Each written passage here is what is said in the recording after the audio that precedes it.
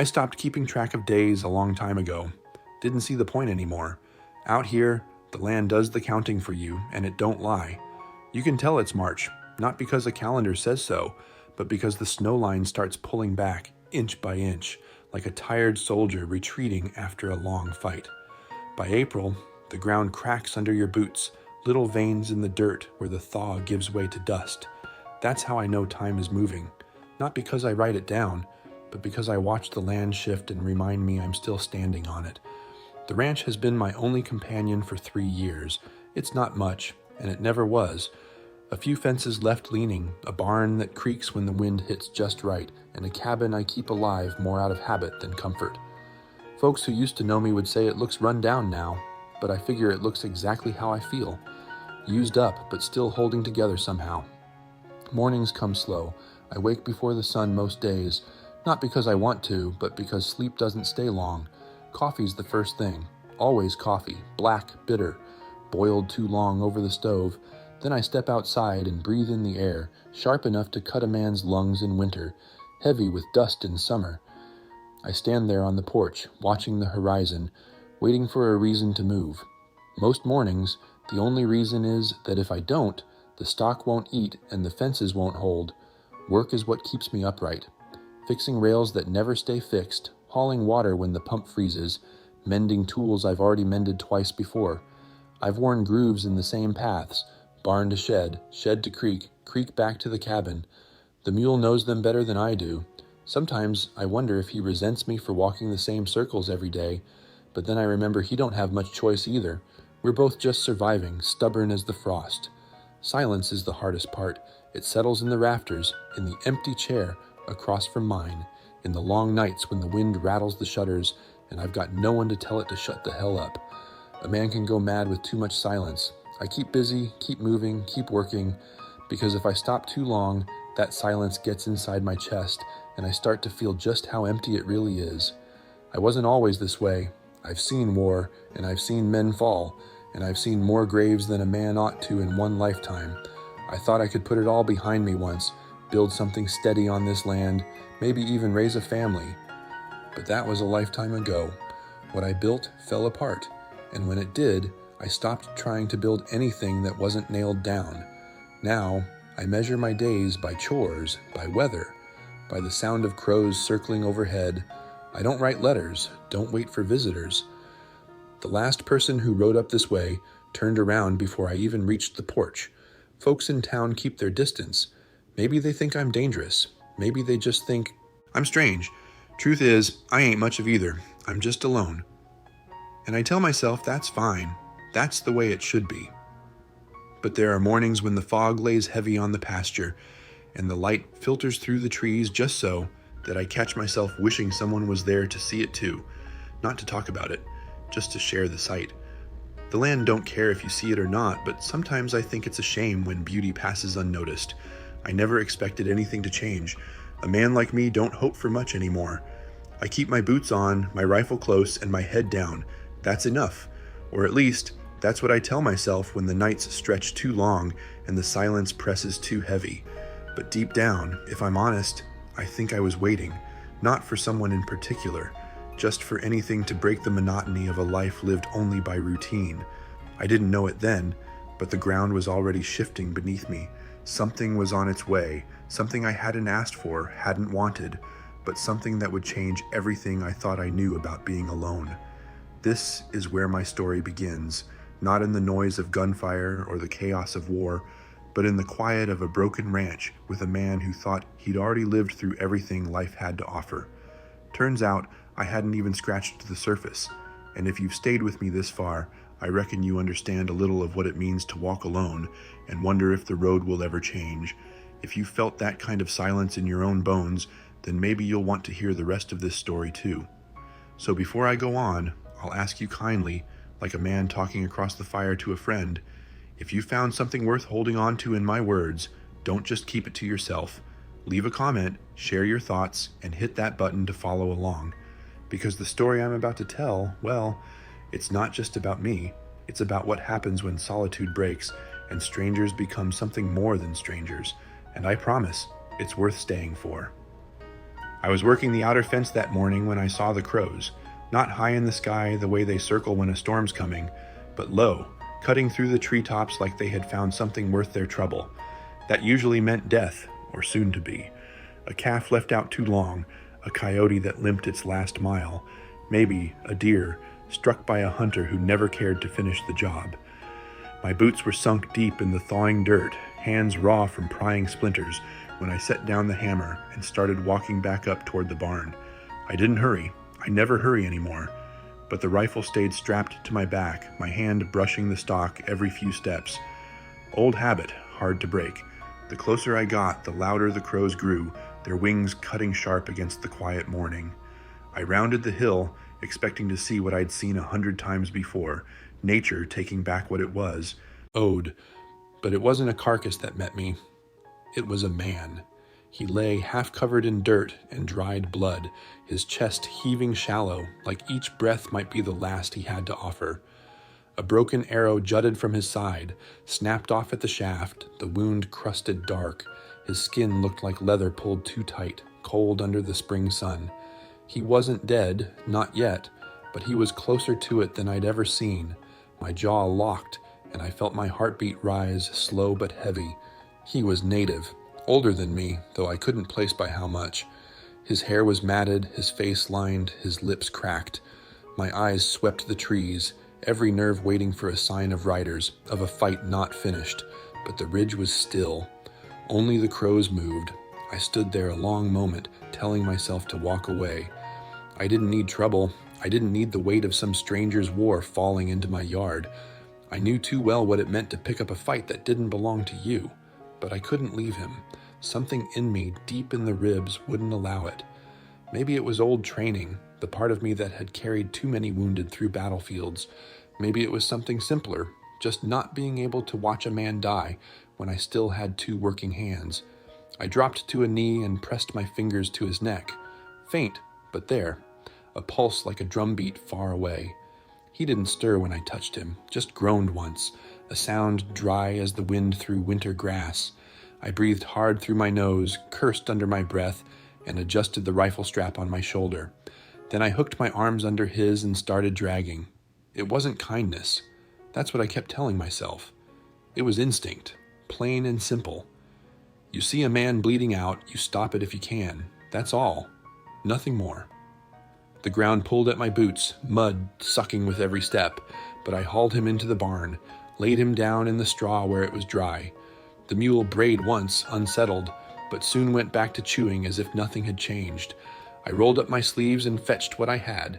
A pot of water boiled hard on the stove inside, a tin of whiskey, a box of rags that had been cloth once, but were now more whole than fabric, and the knife I kept for skinning, sharp enough to do what needed doing. My hands shook once before I steadied them. War teaches you to move whether you're ready or not. I cut away his vest and shirt, slow, careful not to break what was left of the arrow deeper. The wound was angry, swollen, the kind that made a man smell death before it arrived. I gritted my teeth, set the blade to work, and eased the shaft free. His body jerked, lips parting in a low cry, but his eyes never opened. Blood welled fast, hot against my hands. I poured whiskey into the hole, the sharp scent filling the barn, and his body spasmed hard before going limp again. I pressed cloth to the wound, wrapping it tight, pulling each knot firm. My jaw stayed locked the whole time. No words, no prayers, just a rhythm I remembered from 100 fields I'd sworn to forget.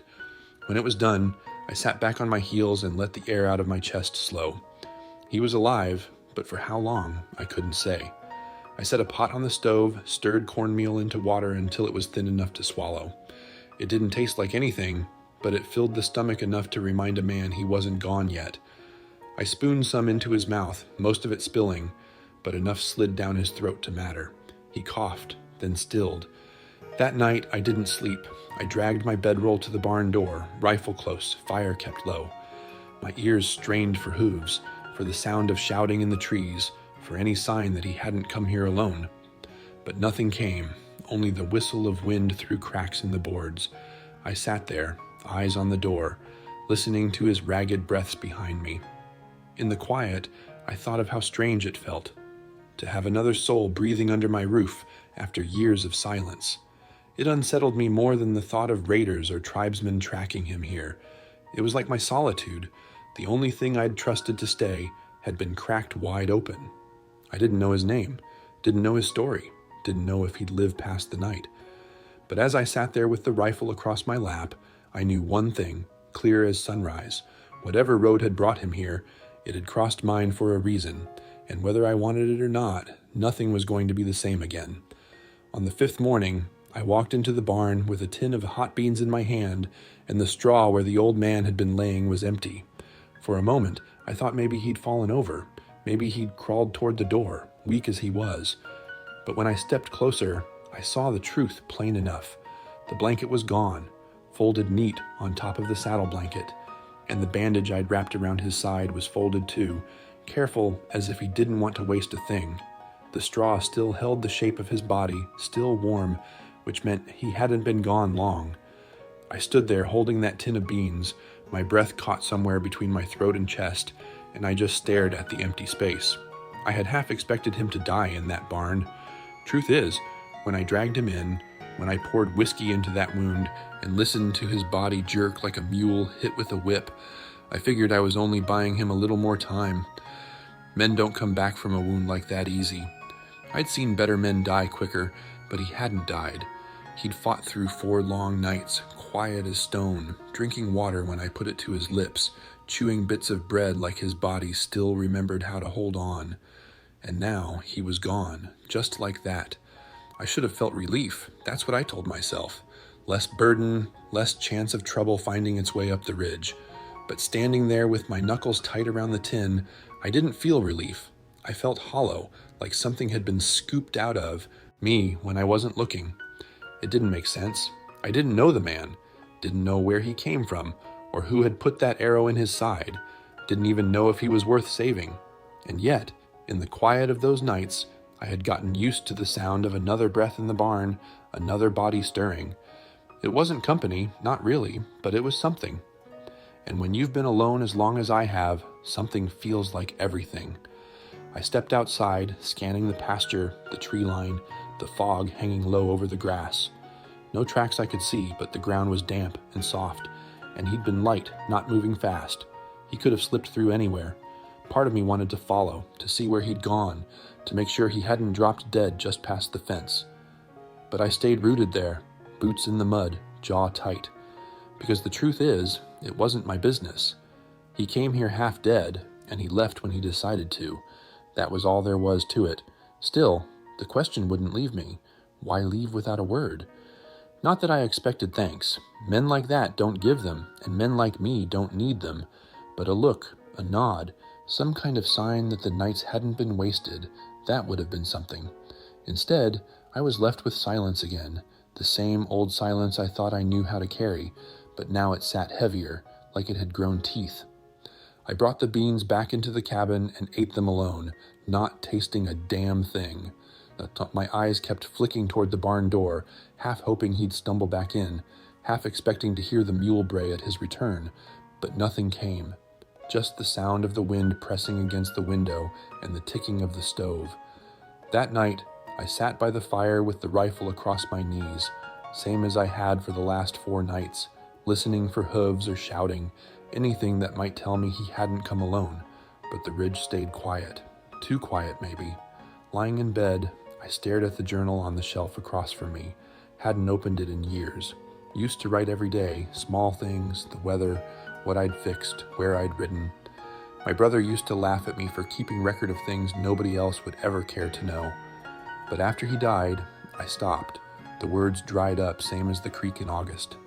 Tonight, though, with that empty space in the barn still fresh in my mind, I felt the urge to open it again, to put down that a stranger had passed through, that I'd done something that mattered, even if nobody else would ever know. My hand reached for it, stopped halfway, then fell back. What was the point? Words wouldn't bring the old man back, wouldn't bring anyone back. Still, the air felt different, not dangerous, not yet, but like something had been set in motion.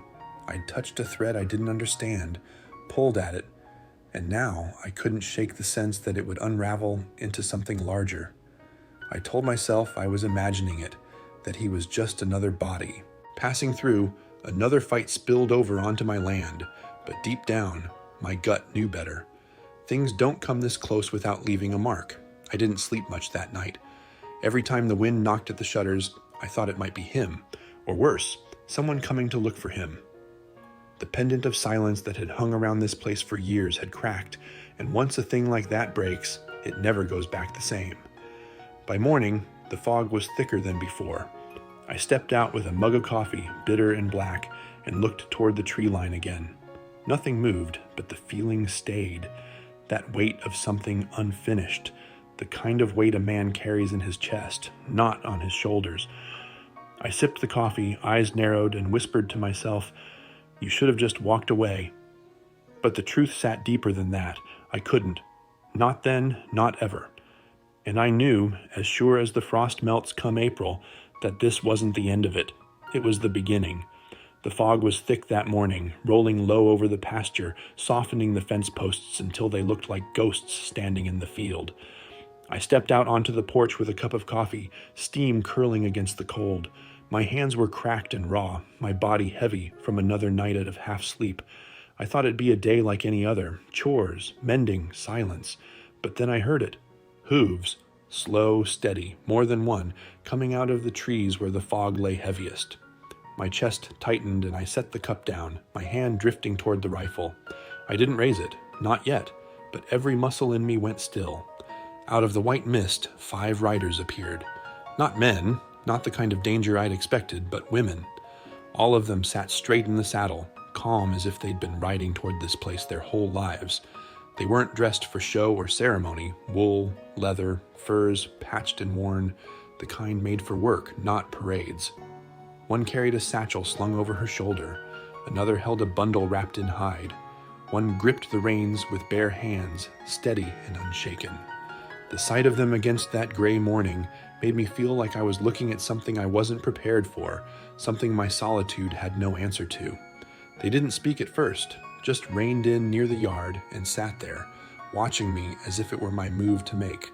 The tallest of them, broad-shouldered and sure, finally nudged her horse forward. Her voice carried clear through the fog. "You helped our elder," she said.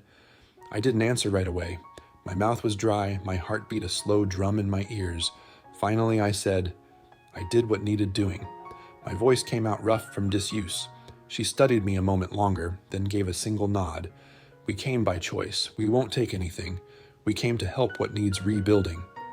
I looked past her toward the barn, toward the fence line, still half broken, toward the empty corral. My place hadn't seen proper work in years. It showed in every sagging board, every rusted nail. My jaw clenched. I didn't like the feeling of strangers knowing more about my land than I cared to admit. "You don't owe me anything," I said, the words tasting like iron. "We came for the land," she replied, steady as stone. "Not just for you." Before I could say more, they dismounted. No hesitation, no questions, no request for permission. They moved toward the barn, the shed, the smokehouse, spreading out like they already knew where to go, like they had walked this place in their minds long before they ever arrived. I should have stopped them, should have raised my voice, told them this wasn't theirs, but I didn't. My boots felt nailed to the porch, coffee gone cold in my hand. All I could do was watch. By the time the sun burned through the fog, they had already begun. One carried a hatchet and started clearing the broken branches piled near the smokehouse. Another pulled aside old tarps in the barn, inspecting saddles I hadn't touched in years. The one with the hide bundle laid strips of cured meat and dried berries on the cabin steps, a gift left without a word. They didn't ask to stay, they just stayed. And the strangest part of it all was that I didn't tell them to leave. They weren't settlers, not the kind who step lightly and look impressed by open land. They moved like they belonged, like the soil already knew their names. That morning I saddled my horse out of habit, meaning to ride into town, but I never went.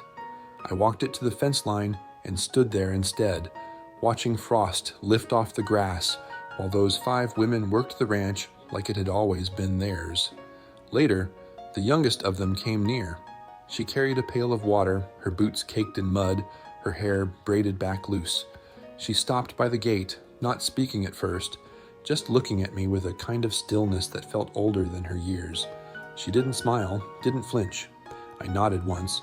She returned it and walked on, her coat brushing against her legs with each step. Later, I found her in the barn, brushing down my horse like she'd been born doing it. The mare stood calm, eyes half closed, nostrils flared in trust. She glanced at me once and spoke soft, almost like she was testing the sound of her own voice. "Asha," she said. I stood in the doorway, my arms crossed. "Levi." She nodded, then turned back to the horse. That was all. But something in me shifted. A name given is a weight shared, and it had been a long time since anyone new had offered me one. I watched the others through the day. The oldest, who I took to be their leader, sorted tools in the shed, tossing aside rusted iron and keeping what could be saved. She didn't explain, didn't ask, just did, and the others followed her rhythm. Another, thin with sharp eyes, pulled out a sewing box I hadn't touched since my mother died and sat by the steps, stitching one of the saddle blankets. She hummed as she worked, tuneless but steady.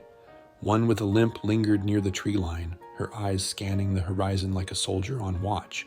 The fifth knelt by the cabin, laying herbs out to dry on a cloth, her hands steady, her face unreadable. I didn't know what to make of it. Why them? Why now? Why after one dying man stumbled onto my land? None of it made sense. But as I stood there, listening to the sound of axes and brushes, of cloth tearing and being sewn back, I felt the silence around the ranch change. It wasn't empty anymore. It was full of movement, of presence. I hadn't asked for it, hadn't wanted it, but it had arrived all the same. That night, when I stepped into the cabin, the stove already held a pot of stew simmering. The table was wiped clean. The oil lamp had been refilled. I hadn't told them to touch a thing, but they had, and the strangest part was, I didn't mind. I sat down, ate alone, while outside their small fire flickered against the dark.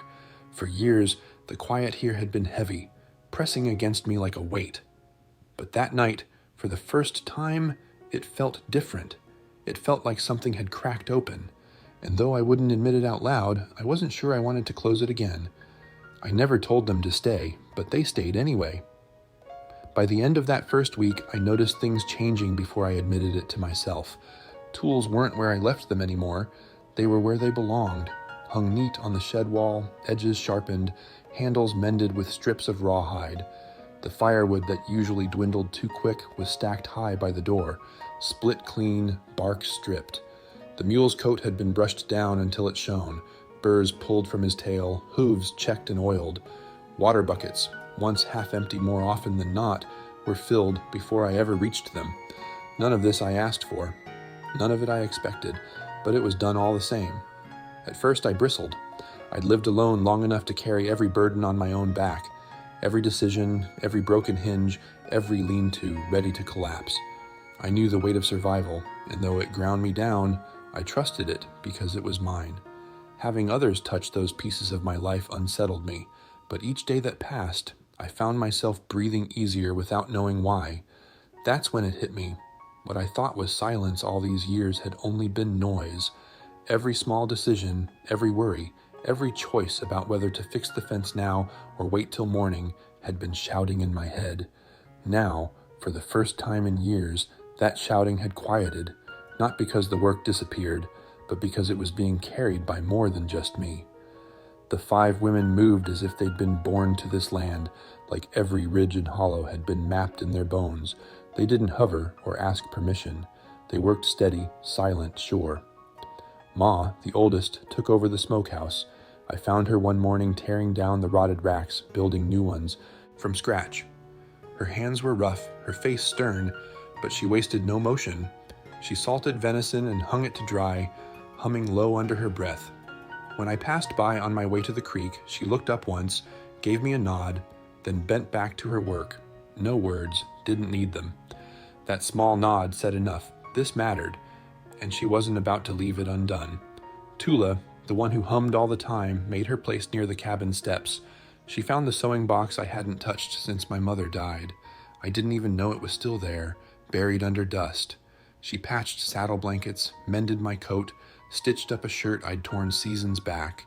She left them folded clean on the porch rail, never asking if I wanted it done.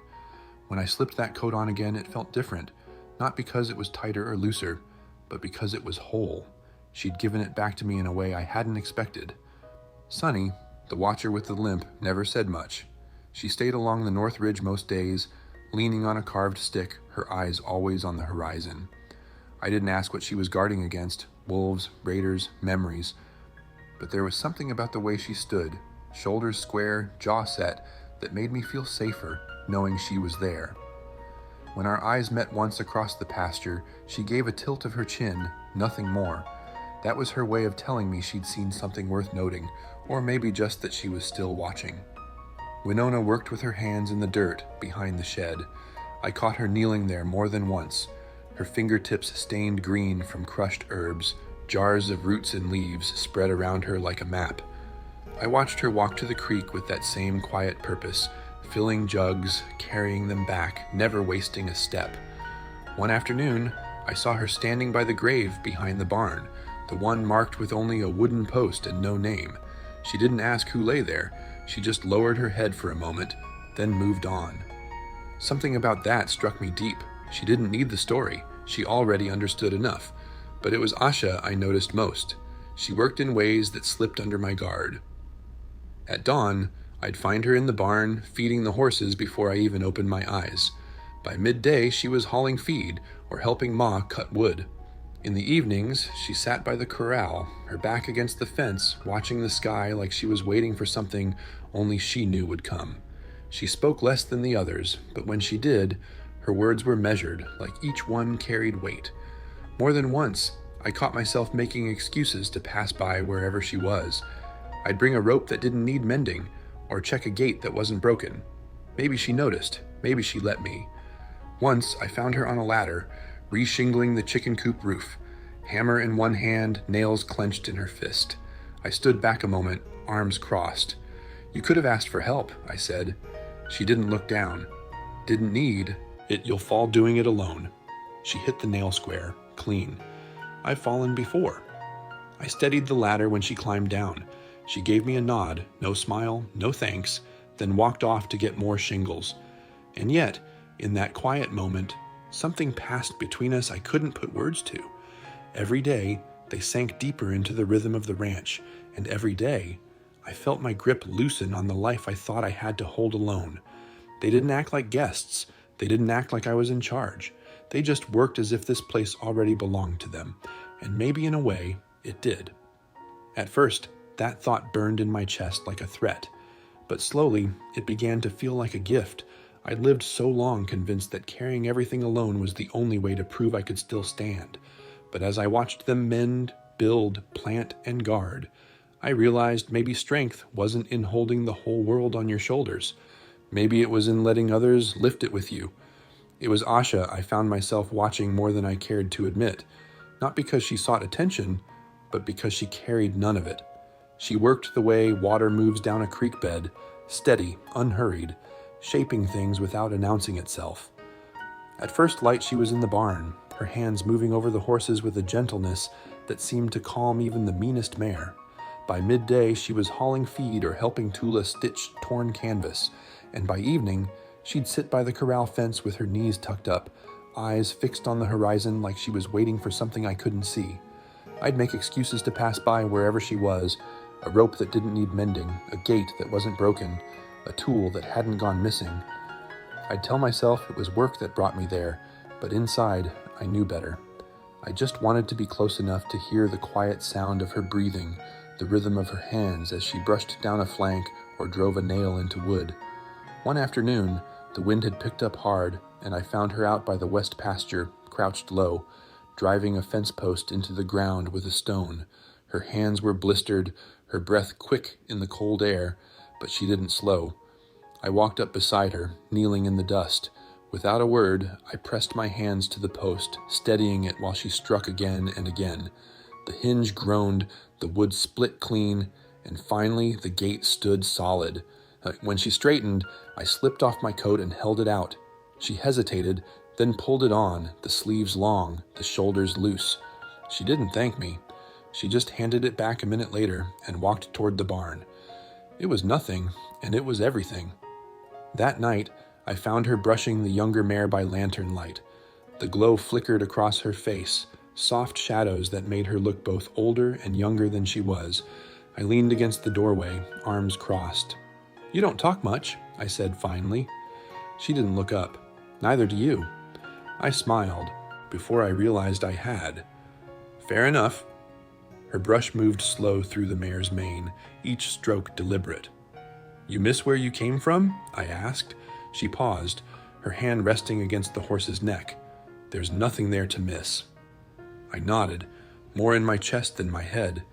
I understood that better than I wished I did. Some places don't stay places. They become ghosts that follow you, no matter how far you ride. She set the brush down and turned, her eyes catching the lantern light. "You still think we came for you?" The question hit harder than it should have. I opened my mouth, then shut it again. I didn't answer, because truth was, I didn't know what I thought anymore. She waited a breath, then stepped past me, her coat brushing against my arm as she disappeared into the night air. I stood there a long while, listening to the horses breathe, the silence heavy but not empty. A few days later, I walked into the barn to find her waiting by the feed crate. In her hands, she held a small carved pendant made from bone, strung on rawhide. She stepped forward and placed it in my palm. "You fed a dying man," she said, her voice low but steady. "We came to feed the living." For a moment I couldn't speak. My thumb traced the edges of the carving, smooth and cool against my skin. I wanted to tell her I hadn't done it for reward, that I hadn't expected anyone to notice, but the words stayed trapped in my throat. All I managed was, "Why give this to me?" She met my eyes without flinching. "Because you carried more alone than one man should." Then she stepped back, turned, and walked out into the fading light, leaving me with the pendant heavy in my hand. I closed my fist around it, and for the first time in years, I felt something inside me shift. Not relief, not joy exactly, but a loosening, like a rope pulled too tight, finally giving slack. That night, I lay on my bed, staring at the pendant, the firelight flickering across its surface. I thought about her words, about the way her eyes had held mine.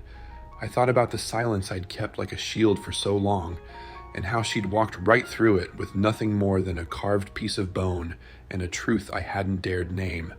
I'd lived years telling myself solitude was strength, that needing no one was the only way to survive. But Asha's presence was undoing that belief, one quiet moment at a time. She didn't demand anything of me, didn't pry into the past I kept buried. She just worked, stayed, and in her staying, she showed me that maybe I didn't have to carry the whole weight of this place, or of myself, alone. When dawn broke, I slipped the pendant into my pocket. It didn't feel like a gift to be displayed. It felt like an anchor, a reminder that something had changed. I didn't know what it meant yet, not fully. But I knew this much. I wasn't the same man who had found a dying elder in the dirt. And the reason for that wasn't the elder at all. It was her. I had gone weeks without stepping foot in town, and truth be told, I liked it that way. But there came a morning when the flour was gone, the salt near empty, and I knew, if I waited any longer, there'd be no bread and no way to cure meat. The women never asked for anything, never made a list or sent me off, but I knew they'd notice soon enough, and I didn't want them thinking this place was running short. So I hitched the wagon, tugged my hat low, and set off down the road. The ride felt longer than usual, the sun pressing hard on my back, each hoofbeat of the mule dragging me closer to something I didn't want to face. Grady's mercantile looked the same as ever, slanted roof, dust on the windows, a bell above the door that had never rung right. I stepped inside and felt the shift right away. Conversation stopped, eyes turned, then quickly slid away. The air had a thickness to it, the kind that comes when folks are thinking something they don't dare say out loud. I kept my stride steady, walked to the shelf, and took what I came for. Flour, salt, a coil of rope, a jug of oil. Nothing more. At the counter, Grady wouldn't meet my eyes. His jaw was working like he had words caught in his teeth.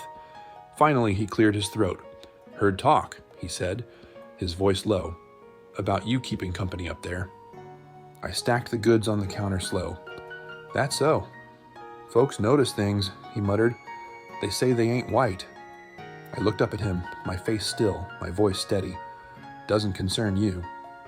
He sniffed through his nose, glanced at the two men warming themselves by the stove. They had gone quiet the moment I walked in. One of them, Roy Dinsmore, broad as a bull, just leaned back in his chair, nodding like he had a thought he wanted me to hear. The other looked down at his boots, but not before I caught the curl of a smirk. I counted the money out slow, laid it on the counter, and met Grady's eyes just long enough. "Let them notice," I said. Then I picked up the sack of goods and walked out without another word. The ride home was a long one, the sun bright but the air cold. I should have felt lighter with the wagon stocked again, but the words rattled in my head like stones in a tin. Folks noticed things. It wasn't just gossip. Gossip I could ignore.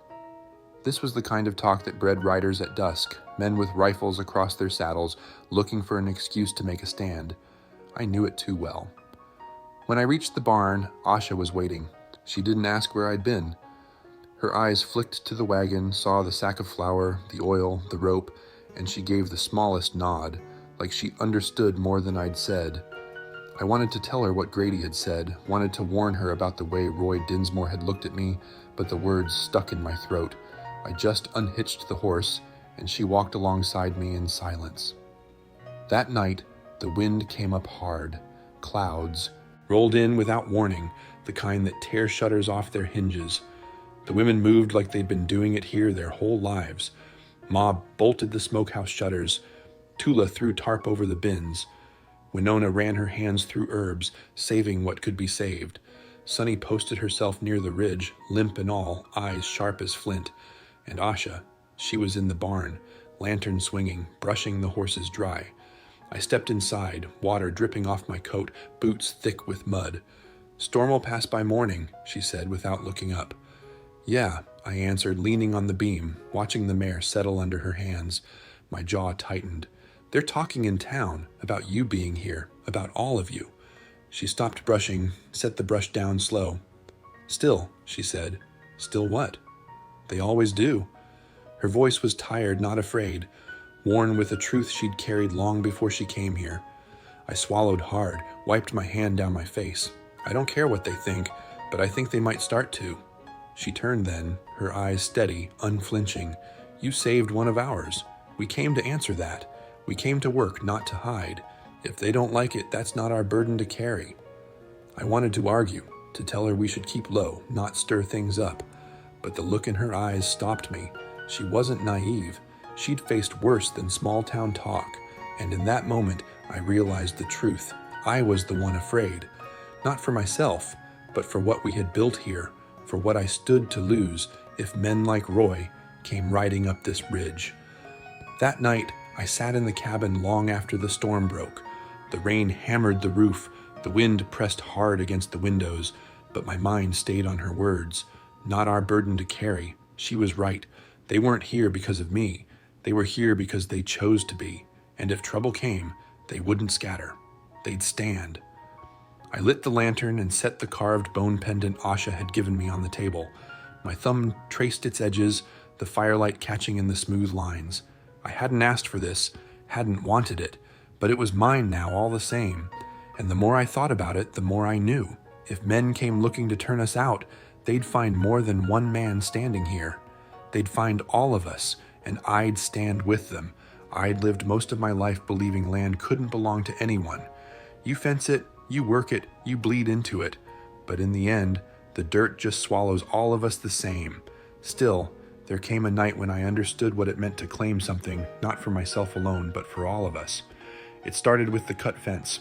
I found it one morning, rail sawn clean through, the kind of cut no storm or animal could make. My gut went tight. Someone had stood here in the dark and put steel to my boundary. It wasn't just damage, it was a message. I fixed it quiet, my hammer slow, my eyes never leaving the ridge. I didn't tell the women right away, but somehow, I think they already knew. There was a shift in the air that week, the way Sunny lingered longer on her watch, the way Winona buried her herbs in cloth bundles near the shed as if she didn't trust they'd be safe on a shelf. Nobody said, "Trouble's coming," but we all felt it. That evening, I sat at the table, the others gathered by the fire pit outside. I took down the old branding iron from the loft, the one I hadn't touched since my brother died. It was heavy in my hands, rusted, the handle blackened with old fire. I laid it across the table and stared at it a long time. When the women came in, their faces lit by the fire behind them, I didn't pace or clear my throat. I just spoke, my voice low. "You've done more for this place in weeks than I've done in 3 years," I said. "I didn't ask for it, but I see it. I know what you're building." They stood quiet, eyes steady on me. I kept going. "There's folks who think this is wrong, that you don't belong here, that I'm a fool for letting it happen. And some of them may come, thinking I'll step aside. They're wrong." Mika folded her arms across her chest. Tula tilted her head, humming once before it died off. Sunny gave a single nod, sharp as a blade. My eyes found Asha last. She didn't look away. I breathed deep and said, "You're not guests. You're not labor. You're not passing through. If you want to stay, you stay. If you want to leave, I won't stop you. But if you stay, I stand with you. Every damn step." The silence stretched until Asha stepped forward. She didn't come all the way, just close enough that her words reached me clean. "We already stayed," she said. "We just waited to see if you would." That was all. But in that moment, something rooted itself in the ground beneath us. Not a bargain, not a contract, a choice. We set to work that night. No ceremony, no words spoken louder than the fire. Tula stitched a mark into the corner of the new canvas over the shed, her needle flashing in the lamplight. Mika painted the same symbol on the smokehouse door with oil and crushed charcoal, her brush steady as a soldier's hand. Winona gathered 3 stones, laid them in a triangle behind her herb bed, a sign she said was from her mother's line. Sunny took a strand of her own hair, braided it tight, and tied it to the main post at the corral. And me, I heated the branding iron in the coals until it glowed red, the heat biting at my face. Asha stood beside me as I pressed it into the outer gate. The wood hissed, blackened, and smoked. When I pulled it back, the mark was burned deep. Not just a letter, not just a scar. It was a line between before and now. The next morning, I stood at the porch with coffee in hand and looked out at what we'd done. The brand on the gate, the symbols on the doors, the braid on the corral. They weren't decorations. They were claims, not of ownership, but of belonging. For the first time, I felt this place wasn't mine alone. It was ours, bound together by work and choice, and the promise to stand when standing was needed. When the riders came, 6 of them this time, I didn't face them alone. We stood in front of the barn, shoulder to shoulder. I had my rifle across my chest, but I didn't raise it. The women didn't flinch. The leader pulled up short, eyes sweeping the marks, the order, the work we had laid down. He sneered. "You're not from here," he said. "No," I answered, steady. "But we're not leaving either." He looked past me at the women. "They ain't your family." "They're now," I said. Mika stepped forward then, her voice sharp as an axe. "We belong nowhere long enough. That ends here." Tula lifted her chin, soft but certain. "You want us gone? Come take us.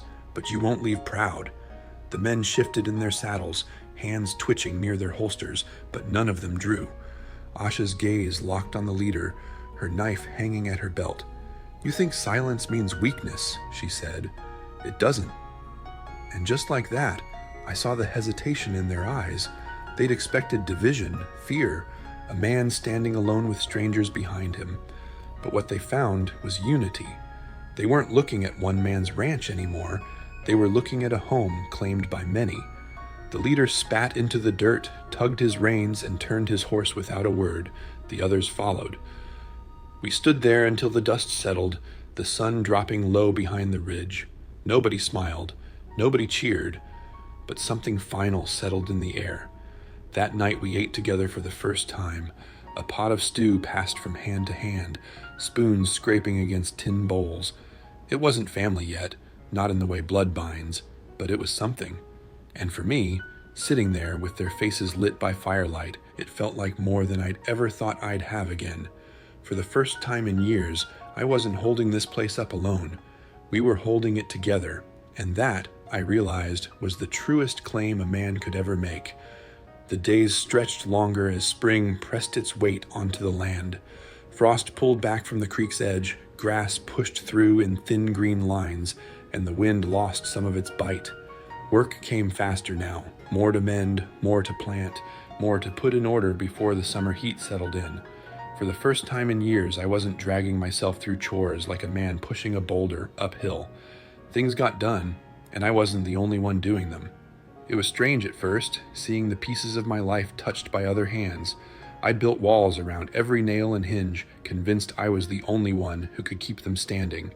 But every morning now, I found some task already done. The coop cleaned, the animals fed, the kindling stacked neat against the cabin wall. I'd walk outside with my coffee, bracing for the weight of another day, only to realize it wasn't all waiting on me anymore. For years, survival had been so loud in my head, every decision pressing like a hammer strike. Now it was quiet. The burdens hadn't vanished. They'd just been lifted, divided among more than one set of shoulders. Ma's presence was everywhere. She rebuilt the smokehouse until it stood sturdier than I remembered, racks lined with venison and rabbit drying in neat rows. When I passed her on the path one morning, she gave me a look, sharp but steady. It wasn't gratitude, wasn't request. It was the look of someone who had run things before and still knew how. I tipped my hat, and she nodded once, as if we understood without needing words. Tula turned her humming into something of a rhythm for the place. Every time I heard it, I knew something was being repaired, mended, stitched back into use. One evening, I found my old coat folded on the porch rail, clean and whole. I hadn't worn it since the winter my brother died. When I slipped it on, it felt less like cloth and more like memory pieced together, heavy on my shoulders in a good way. Sunny stayed on the ridge, always watching. I worried at first about her limp, the way she leaned into her stick, but then I caught the sharpness of her gaze. She saw things before the rest of us, a shift in the trees, a hawk circling, a rider too far off to be harmless. She never said much, but when her eyes met mine, I felt the reassurance of knowing someone was guarding what I couldn't always see. Winona's hands kept finding the earth. She dug a small plot behind the shed, planting herbs in neat rows, her fingers stained green. One afternoon I saw her standing near the grave out back, the one marked only by a wooden post. She didn't ask whose it was. She just lowered her eyes, stood quiet for a breath, then walked on. That kind of silence meant more than words ever could. But it was Asha who unsettled me most. She didn't demand attention. She earned it by the way she moved through the day, steady, precise, never hurried. I'd find her mending a fence post, hauling buckets, brushing the mare long after the rest had gone quiet. Sometimes in the evenings, she'd sit by the corral fence, her face lifted to the sky, as if she was listening for something only she could hear. I'd catch myself making excuses again, walking past with a rope I didn't need or a latch that wasn't broken. She never called me out on it. Maybe she noticed. Maybe she just let it be. One afternoon, she was on a ladder, re-shingling the chicken coop roof, nails clenched in her fist, hammer moving with a rhythm that made the whole structure seem steadier. I stopped a few paces back, crossing my arms. "You could have asked for help," I said. She didn't look down, didn't need it. "You'll fall doing it alone." Her hammer struck true, the nail sinking clean. I've fallen before. When she climbed down, I stepped forward and steadied the ladder without being asked. She glanced at me once, gave a nod, and walked off to fetch more shingles. Nothing more was said, but the space between us changed. That evening, the wind rose fierce, snapping one of the west gates open. By the time I got there with tools, she was already crouched in the dirt, driving a post into the ground with her bare hands wrapped around a stone. I joined her, our shoulders brushing as we worked. No talking, just the rhythm of hands and breath until the hinge was fixed. When it was done, I slipped my coat off and offered it. She pulled it tight around her shoulders, warmth rising from the cloth. After a moment, she handed it back, her eyes steady on mine, then turned for the barn. Back inside, I leaned against the doorway, watching her brush the mare slow. The lantern light flickered across her face. I said, "You don't talk much." She didn't stop brushing. "Neither do you." I let a smile slip, soft but real. "Fair enough. You still think we came for you?" she asked. The question stuck in my throat. I wanted to say no, wanted to tell her I knew better, but the truth was, I didn't know what I believed anymore. She looked at me, eyes sharp and calm, then walked past, leaving me with the sound of the horse's breathing and my own chest tightening. That night, I sat by the fire, staring at the carved bone pendant she had given me days before. My thumb traced its edges again and again. I'd lived years telling myself solitude was the only strength left to me.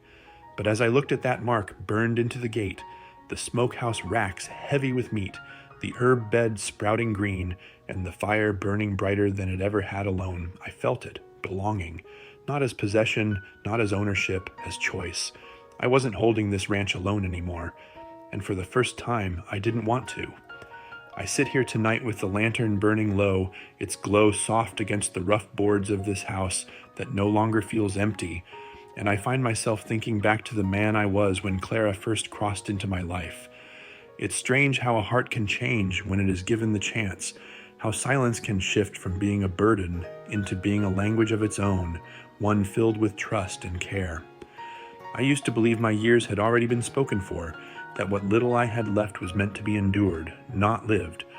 But Clara and those children with their laughter and stubborn courage showed me I had been wrong. There was a time I thought my scars set me apart, that the world was better kept at a distance. I built fences high, not around the land, but around my heart, and I thought them strong enough to last. Then Clara came along, small in stature but fierce in spirit, her eyes sharp with both fear and determination. And those fences didn't hold. She asked me once, "Why'd you stay when you could have walked on?" And the truth is, I stayed because something in her steadiness drew me like a fire in the dead of winter. I didn't have the words then, but I know them now.